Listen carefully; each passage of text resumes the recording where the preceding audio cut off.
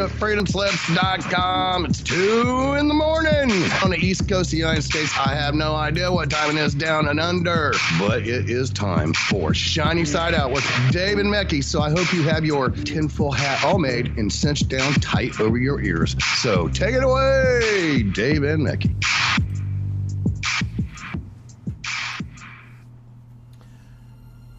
Thanks so much, Nighthawk. I'm Dave. Mecky can't be with us tonight. He's flying to another country temporarily. He'll be back in a week's time. And this is Shiny Side Out, broadcasting from Australia for Revolution Radio on revolution.radio. That's the website name. And that's home to fresh ideas. And you can join us communicating those fresh ideas in the chat room while we're on air, and you can find me there. I'm there now, and there's a whole bunch. Join us in the chat room. It's comfortable once you get used to it. You know what, I say that because good conversation doesn't always agree with you, and by being able to work up like calluses on your hands when you do hard work, and an ability to listen to others' opinions, that's the way we move forward as a society. Because we're not all going to say the same things to each other, and we're not all going to agree. That's just the way it happens, sadly. But that's how it happens. So get used to it. Rowan Atkinson said that the only way to appreciate others' opinions is to hear more of it. So, on that note, jump into the website and buy yourself or someone else, gift someone some merchandise. Or you can just donate. And each one of those ways of doing those actions supports the station. Please do support the station. If you like anything we say or any of the host shows, do it. The station requires about $2,000 per month to stay alive. And thankfully, we've got that kind of support in the past. I do ask that let's tell someone about the station, about the shows, maybe about the comments we made. Just wait to see what I've got to say today. Why don't you do that?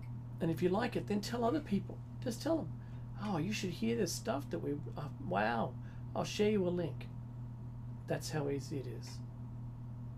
So, like I said, join us in the chat room and talk to us while we're on air. This is show number 677. That is, as Mecky would say, 770 and 600. Thinking about reading the numbers backwards. Yes? All right, you can tune in to us online on your smart device directly via an app, or listen at home on a Grace Tabletop digital radio.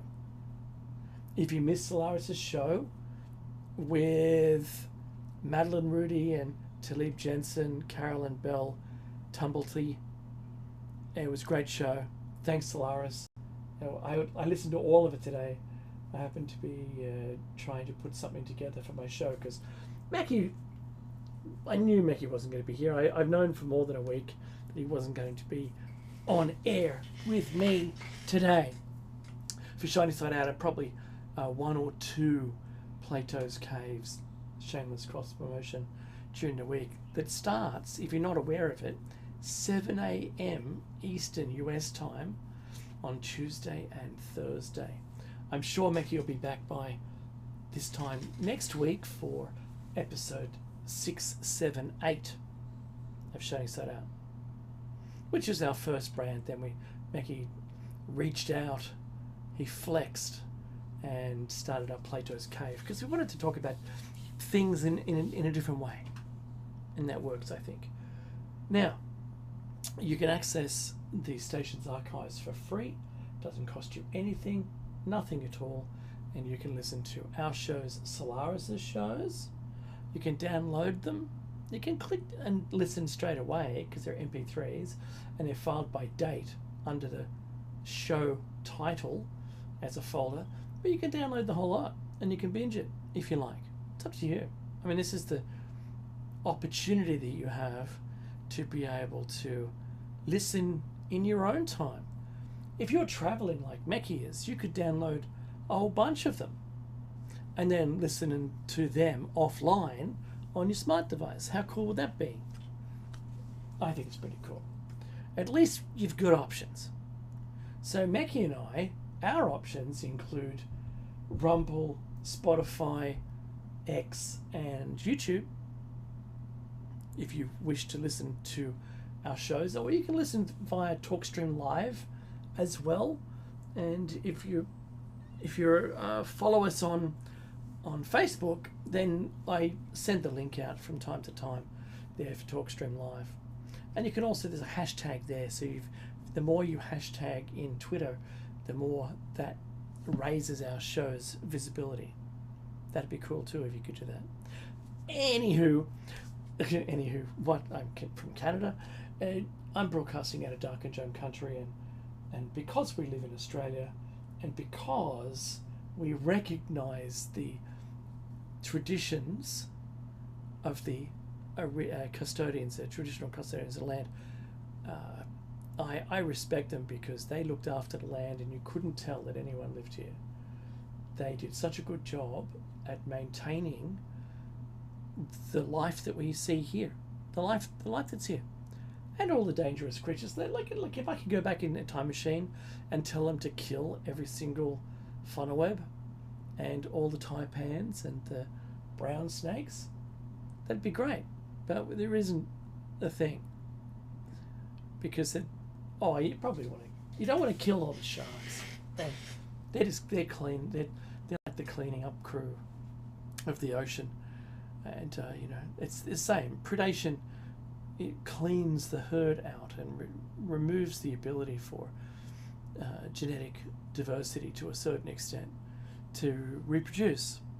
We don't have any predation over the human race, and you can only imagine if there was, what we would all look like. Now, I'm not becoming a supremacist of any kind.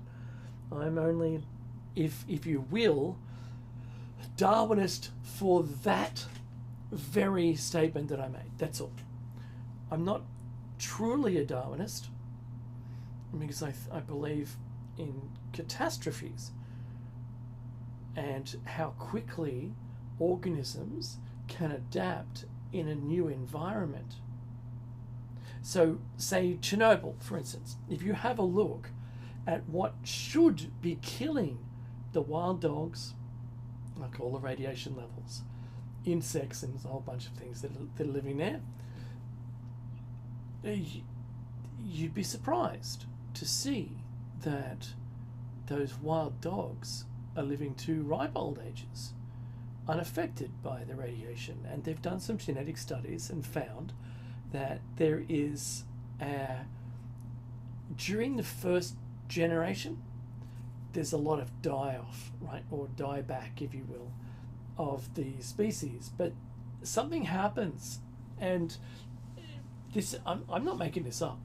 This was a story from a person who was working on that genetic information, like testing it, and they found that not everybody independently, but as groups of animals, you've got the ability to overcome adverse environments. And there's these special genes that get turned on when times are extremely difficult. So maybe it's our secret superpower that we can do that. But certainly the whatever the wild dogs were, I don't know what species of dog they are, but anyway, they were a breed, if you will.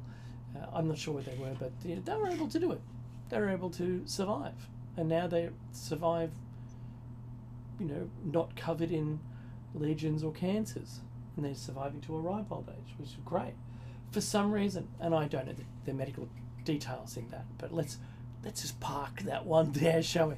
I've got some things to talk about. Now, I know that Meki's not here, and I don't want this to be a pinchy and stingy show. like Krusty the Clown when he was broadcasting from that bunker, the emergency bunker, emergency broadcast. Yeah, that's radio beacon or something. He was broadcasting from there, and all he had was a scorpion and a car battery. And he was, because he couldn't run the Itchy and Scratchy cartoon, he decided to do that. And look, I know that when I'm on my own, it's not the same as having a co-host where you can have a little breather and they take an idea and then they run with it. Then you hear something in there that triggers you, and you can then either wait, or as I do frequently, and I don't like doing it, but sometimes I can't. I'm compelled to either interrupt Mackie by typing into our personal chat between each other, because we don't do it from the same house, right? He's 60 k's away normally, and we can do that, and I can say, look, I've got an idea on this, or throw it to me, or I'll just blurt it out and interrupt his train of thought entirely. And I find that I do that so often that I've apologized many times after the show, and I can't help it. So I've got some things to talk about. The first one I wanted to talk about was, and I've got, if you're watching this on YouTube or Rumble or even on Spotify, because you can watch things now on Spotify, I've got some stuff to talk about Trump. Now, this is in relation to Trump and Vance and Zelensky in the White House. And the first thing, it was a little shocking, and I'll tell you each of the reasons why that I found it shocking. Number one, I think they were right to call out that he wasn't dressed, like you go into the White House. He's dressed like a casual military person. That's okay. That's his look. And I think they were a little mean to call that out, because it's being televised. It's in the media, and I just really. So you got to ask the question: did Zelensky dress for the meeting? Well, he addressed the UN in the same kind of clothes. This is the way he dresses. So, for those who think he didn't dress for the meeting, well, for shame, because that's the way he dresses. Doesn't matter where he's going. That is his brand. He's wearing his brand, and well, there you go. Do I think it's right? Look, if it were me, I wouldn't wear. He didn't wear any shorts, but I wouldn't wear my brand, which is like a tank top and shorts with bare feet. I wouldn't wear that. I wear something nice. I mean, they've got navy suits on with red ties, red or maroon ties. I've got a navy suit with a nice shirt, but I'm not a tie guy.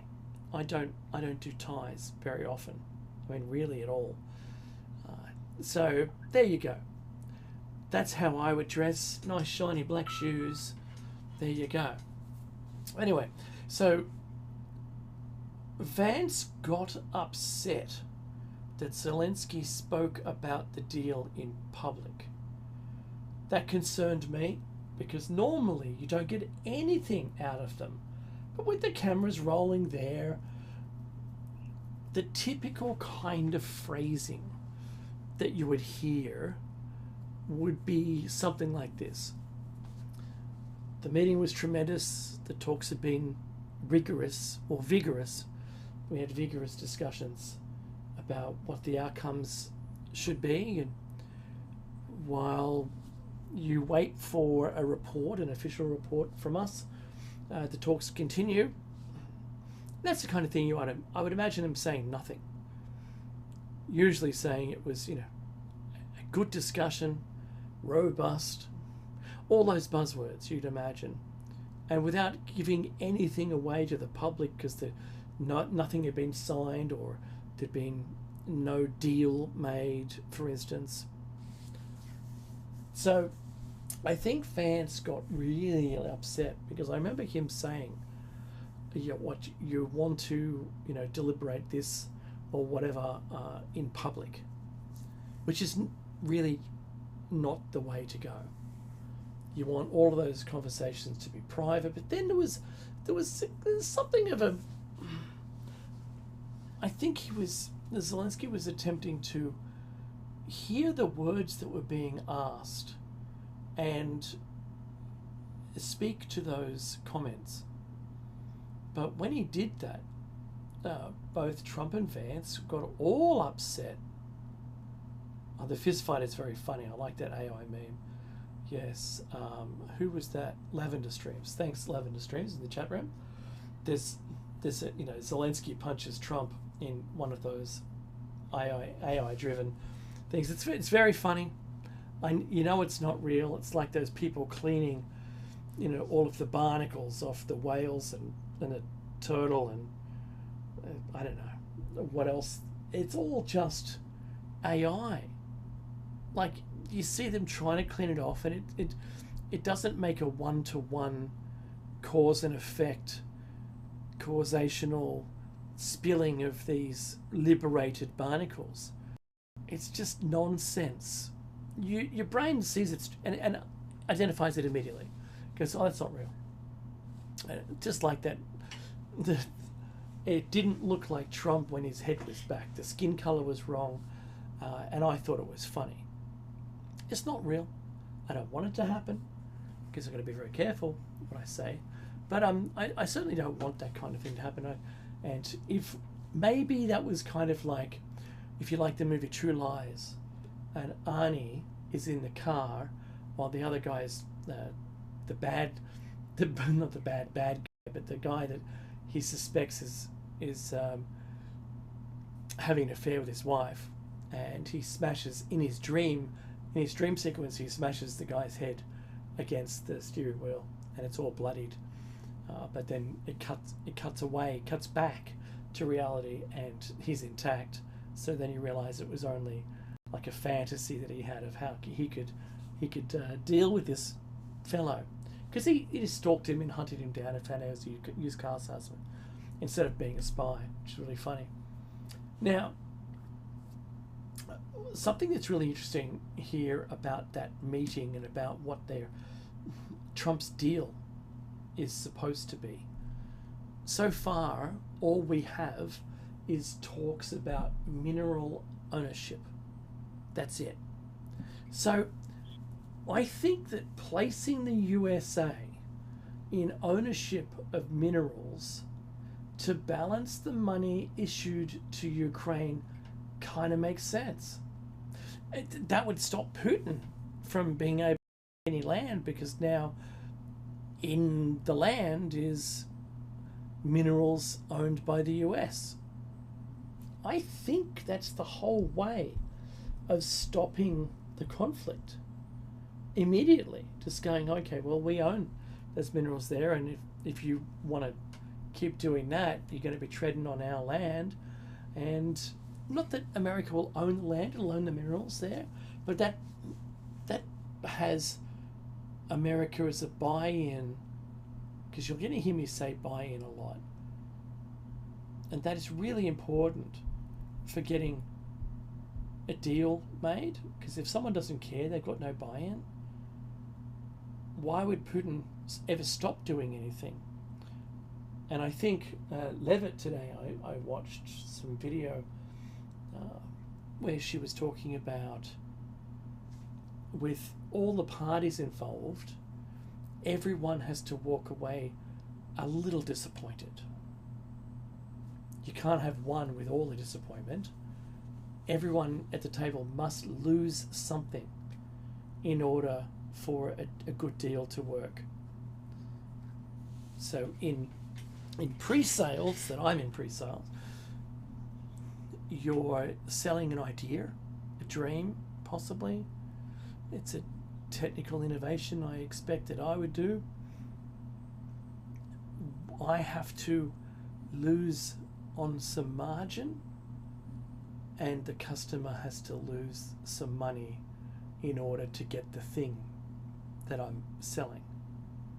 I'm not the sales guy. I don't do the nitty-gritty discussions, but certainly there's always sharpening of a pencil or agreements with vendors that we can get a special price, like we call it a bid price, and that the customer will get a reduced amount. We'll take a little haircut, but we'll, pass that back to the vendor, who's happy to, shave some of their margin off just for us, so we'll get the same amount of margin we would. They still sell their product, blah, blah, blah, but everyone wins. Everyone wins. All right, so what I see is, I see that the minerals to balance the money issued to the Ukraine by the US, that kind of makes sense. And I think that Putin would be unlikely to step over that once it was in place. He would then be refused. He would self-police in order to not break into that. Because if he did, then we're talking World War III again. I don't like talking about World War III. I remember growing up with the fear that any minute we could have World War III. But of course, right now, we've got the worst time in history with our doomsday clock, which is 89 seconds to midnight. I'm going to complain right now, and my use of the word pork chop is, instead of swearing, that I'm describing someone of lesser quality. That's all I'm doing.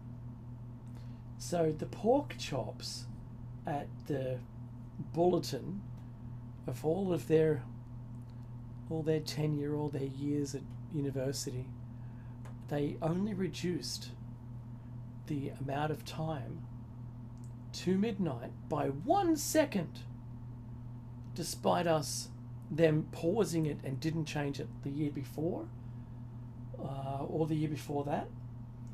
It's disappointing to see that they've only reduced it 1 second. We're the closest to midnight that since this thing ever began, since the doomsday clock started.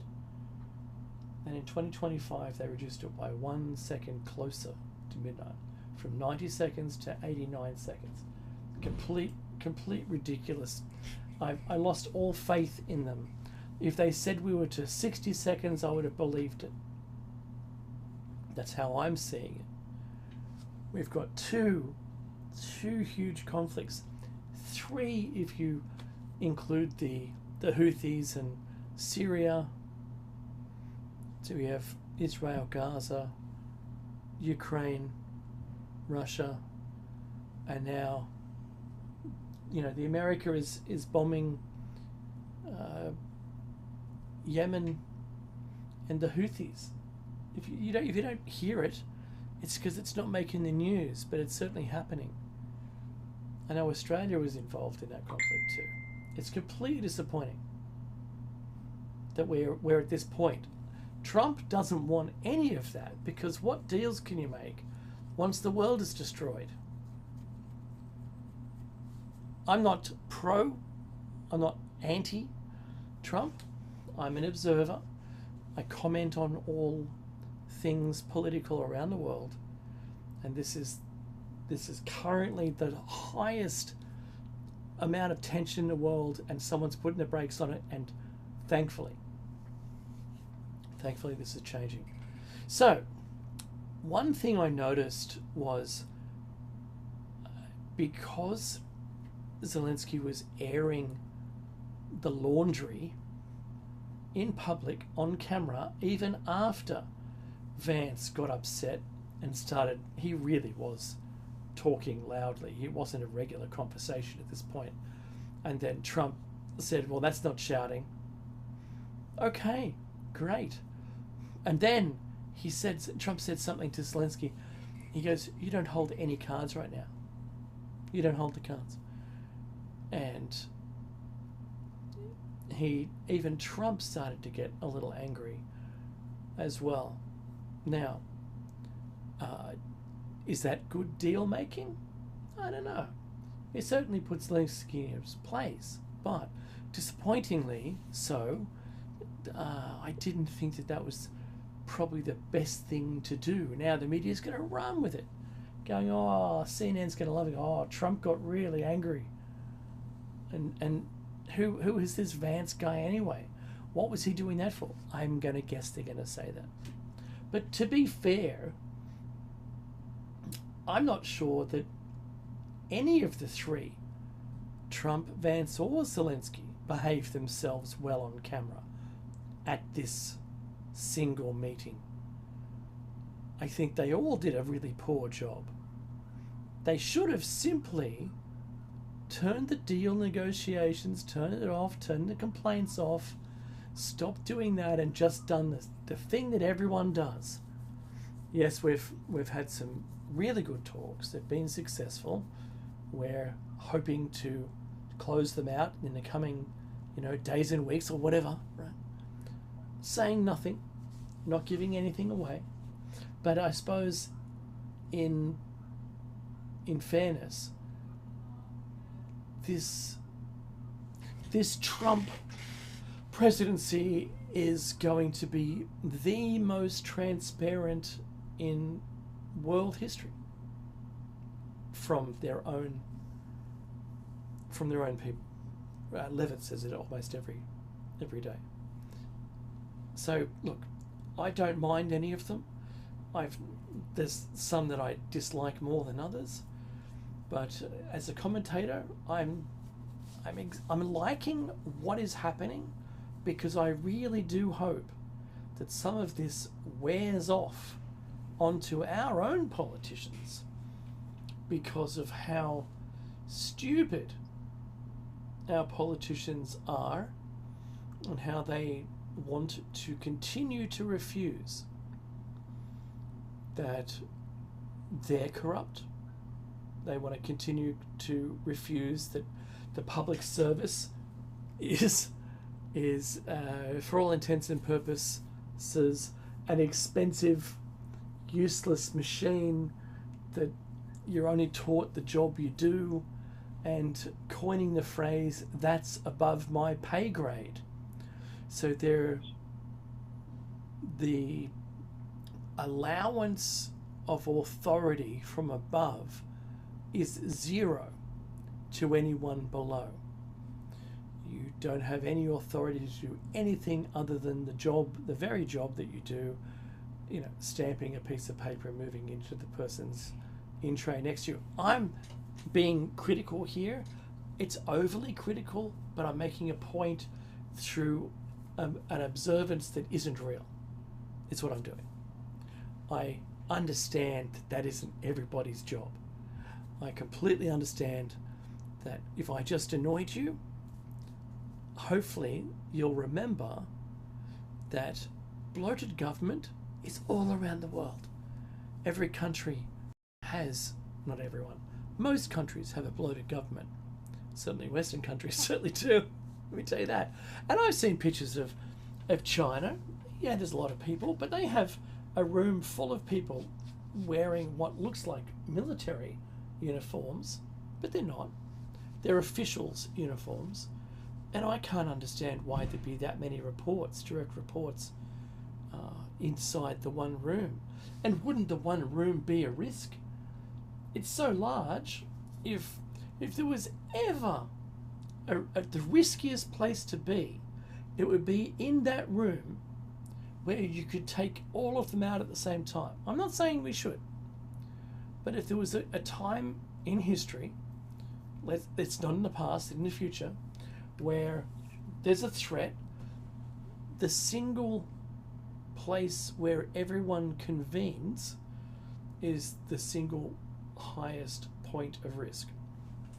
Anyway, I want to move on to Gaza, thankfully. So, the USA to take over the rebuilding only. Not doing the rebuilding. But this is the takeover of Gaza is for the purpose of rebuilding. That's all.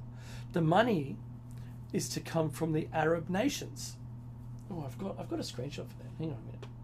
Here we go. So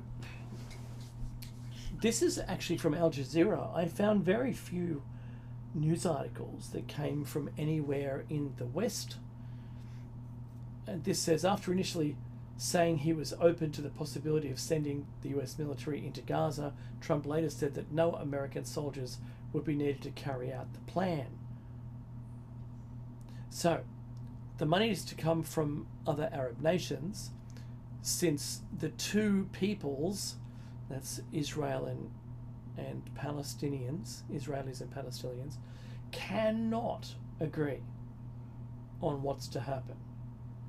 Now, I think Trump has done it this way to stop both parties arguing about it as the mediator, because they both clearly both want to own the land. Let's not mince words here.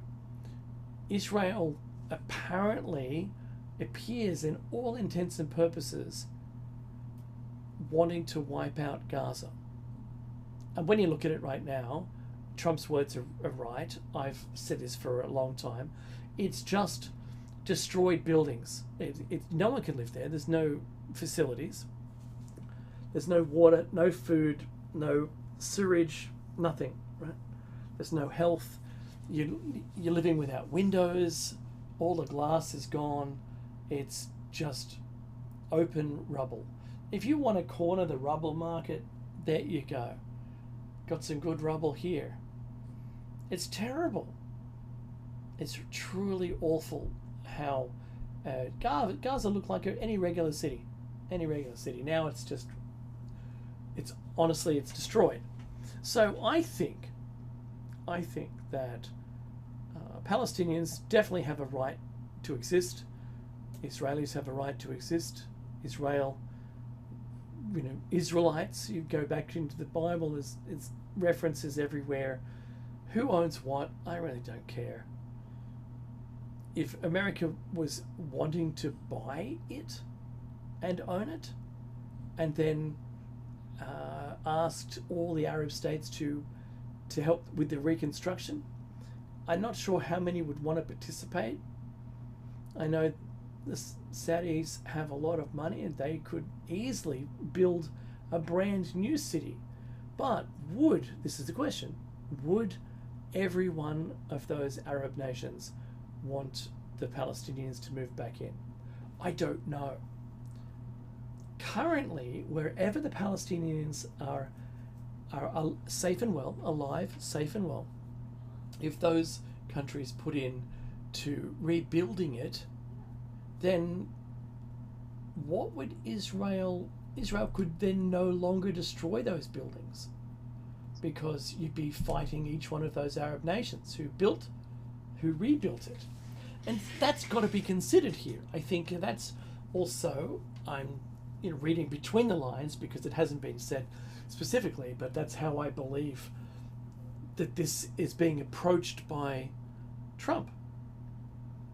Because, well, they're not going to attack it if America owns it, whether he owns it or not. And it's not going to, Israel's not going to attack it if the Arab nations build buildings in there. Because everyone's got buy-in. And no one wants to upset anyone else. And maybe that's the way, it's the same thing as putting a little bit of tuna paste on two cats that hate each other. Eventually, they'll have to sit there and lick some off the other party, eventually becoming, hopefully, friends, hating on each other. But that way, this is the source that makes this happen. Just must understand that. All right, so I can only show this on screen because I cannot talk about it, and I don't wish to talk about it unless it then becomes something that's approved to be spoken about on air. But if you're watching it, whatever. I'm going to put the link to it in our chat room for the station so they can see it. And I found a reasonably worded study. This is on MSN.com, a new study talking about PVS, and that's all I'll say. but I'm going to move away. I'm immediately going to move away from it. I want to tell everyone about this thing. So, Australia has signed a bill right before, this was in December, it signed a bill to try to protect teenagers from other teenagers and adults, I suppose. Protect the teenagers. Anyone under 16, so that's 15 and under, from being on the internet by not allowing them to get onto the social media networks, because the risk of abuse against them, bad comments, it's emotionally a minefield being in social media. Yeah? So Australia signed a bill to say that once you've turned 16, then you need to have what's called a government issued identity to then be able to log on to socials. So if you're not aware, if you're too old, socials means all the social media sites. Now, you've done that. You're 16, you've got this My ID app installed on your device. Fantastic. You can use social media. Yay. But what the bill didn't say was that everyone else who wants to use social media in Australia also has to have this My ID Australian government app on their phone and register with it so they can use social media as well. They didn't say it, but it's read between the lines, because if you can't log on as a 15-year-old, but you can log on as a 16-year-old with this app. Just like you can go to a website and you can log on using your Google account or your iCloud account or what it doesn't, I don't care, whatever, right? Amazon. So in the same way, it's going to do a call to this thing. You'll type your code in that you get on the app, and then it knows the account that's being used is you. You're registered, 100 points of ID. You even hold the phone up to your face, 30 centimeters from your face, and then it strobes on your face, several colors, enabling it to have a look at the colorization of your skin in different frequencies in order for it to be able to identify you at any time in the future. So 100 points of ID, passport, license, bills for your current, where you live. Because you'll be working, you'll have a tax file number, which is similar to, the American, what's it called? The number, not green card, the other one, social security number. You get a tax file number, right? Your name and address and your parents. So it's got to identify who you are, and once you've done that, that's fine. You can log on to all the government websites with it, with this app, as an identifying 100 points of interest. However, what's it really for? It's not to save the teenagers at all. It's there to prove the person who typed that in on whatever platform is you. It's only for the ability to sue you or identify you. It's no doubt going to be able to track you, trace you, know who you are in any account you use, blah, blah, blah, blah, blah, blah. That's it. No one's saying anything about it but me. I was talking to someone the other day, and I said, "Oh, have you got that My ID?" And they go, "Yeah, I do." Because it used to be like My COVID ID or MyGov or whatever, right? Some ID thing. And then it changed during Christmas immediately after signing the bill, it changed to be the very tool they needed. And then voila, now you need it to log in. And they say the secure way to prove who you are online. Your information is controlled by you and protected by the Australian government. Is it really? No one's protecting anything. It's like the 100-point ID check button on your smart device. Great. Set up once using a range of ID documents. I'll tell you, that took like nearly half a day to do the setup. Once I'm done, fine. It's great. At the moment, we don't have the social media accounts using this method of identification, but it's not going to be very long. I think we're going to see this cut over in the next less than a year now, because they've got till December, and that's where that's going. Because in England, remember, we're kind of like little England, and America's, little lapdog. In England, they were putting people in jail for retweeting something that could or may in the future offend someone. That's ridiculous. And because people could have logged in as anything, how do you know who they are?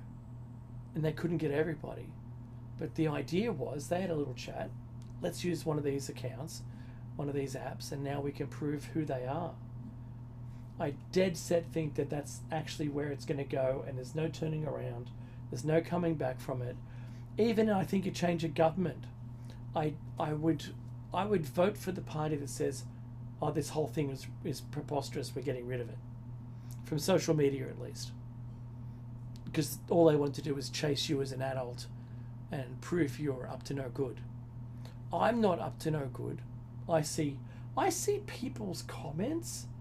I never like to read the comments. I think reading the comments is a completely ridiculous idea, and all you're going to do is get yourself upset. You might laugh, but for how long are you going to think that's a great idea? Because then you read some of the comments and you go, "Oh, really? Is this what humanity has turned into?" The same people, instead of just liking, like, if you're going to look at the comments and comment, that's okay, because you should at least read through at least 20 or 30 of them before you make a comment, not just comment immediately without looking at them, because you might be saying the same thing as everyone else. And therefore there's a tool for that. You hit like on it, and you don't have to comment on your own. You can just like someone else's comment. But how poor people are, I don't mean monetarily, I mean how quick to react emotionally on, as either hatred or belittling someone, is just awful. I don't know.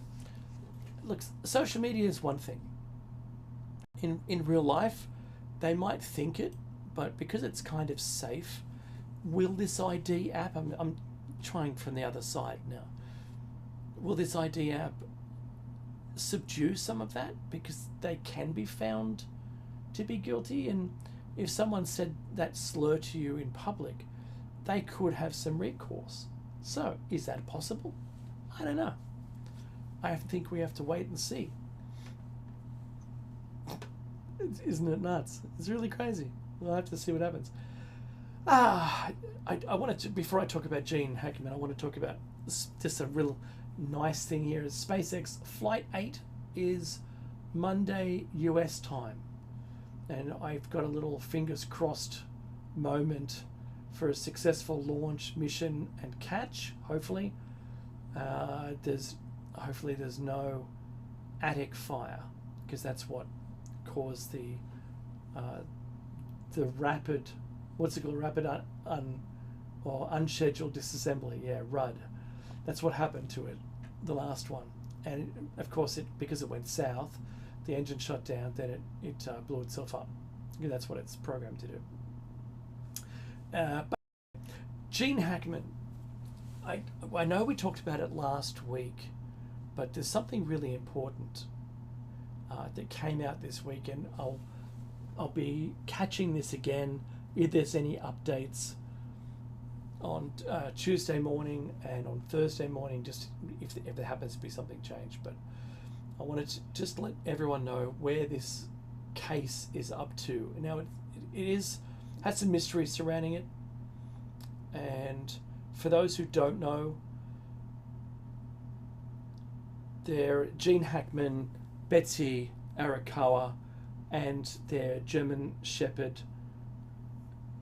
They were all found deceased in the house. Now, they were kind of a little solitary and respected, or asked people to respect their not isolationism, but their family, and they lived a quiet, solitary life. That's what they did, which is good. But there was something that came out. There's a bunch of points here. I think I can take us to the break with this. So I saw local Santa Fe County Sheriff Adam Mendoza talk about a bunch of things yesterday, I think it was. And he said that pills, the family calendar, and phones were seized after they got a warrant. So someone called it in, they confirmed it, then they got a warrant and entered the house, and they said there was no signs of foul play inside the house. They also said that that Betsy hadn't called her own mother, and she did that either once a month or every 2 months or something like that.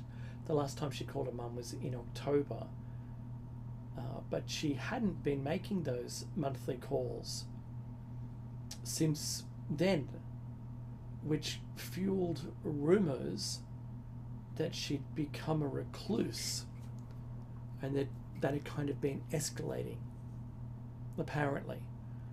So there was like a housekeeper who made that comment.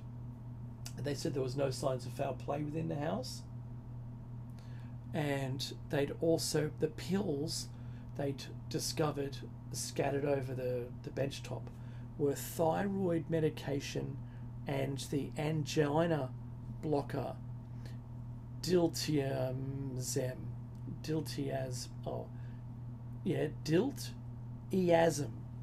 There you go. They also found Tylenol, but they're all reasonably harmless. There was no illicit drugs that were spoken about, and the 2 green phones. Now, I don't understand what a green phone is. I just don't know. But also, the couple's health records were also gathered. So, what to make of it? Arakawa's body was already in a state of decomposition when discovered last week, with mummification on her hands and feet, bloating in her face. That's a direct quote from the news story. Less detail has been released about the state of Hackman's body, but police believe he fell as his sunglasses were found next to him. So and the of this was February 17th, most likely his last day, says the pacemaker data. So his pacemaker has a track, and you can see it. It says when the heart was beating, when it wasn't beating, when it assisted, blah, blah, blah. I know my father has one, the same deal, and that's what they've found. But no doubt they're going to go through the phone records, they're going to go through the calendar, they're going to examine this, because if it was from February 17th, that's 2 weeks. Now, the dog inside was also passed away. They don't describe the state of the dog or how long it took for the dog to become deceased, or whether it was all at the same time. There was certainly, they said, no sign of carbon monoxide poisoning. So there was a meme going around, which I won't show because I got in trouble last time for showing memes. Oh boy. Jeez, it's getting tough, you know, to do streams. And I'm right down the middle. I'm not being awful.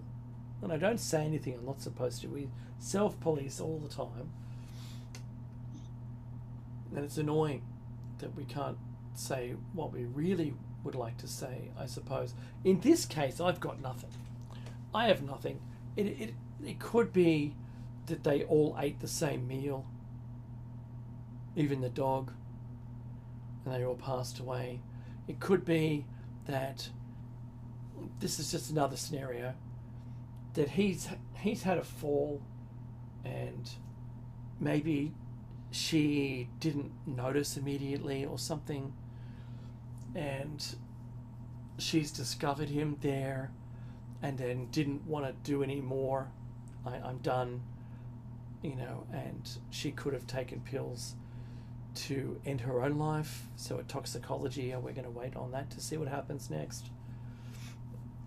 The dog, you know, not feeding the dog. I'm sure a German Shepherd would be gnawing on the legs. If it had a self-feeder, it could have just kept eating. I don't understand. I know that the words mummification, that's like drying out of the skin.